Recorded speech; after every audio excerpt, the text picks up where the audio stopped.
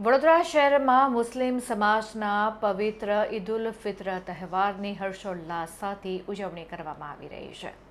વહેલી સવારથી જ વિવિધ વિસ્તારોની મસ્જિદોમાં મુસ્લિમ ભાઈઓએ એકત્રિત થઈ ખાસ નમાઝ અદા કરી ખુદાની ઇબાદત કરી હતી.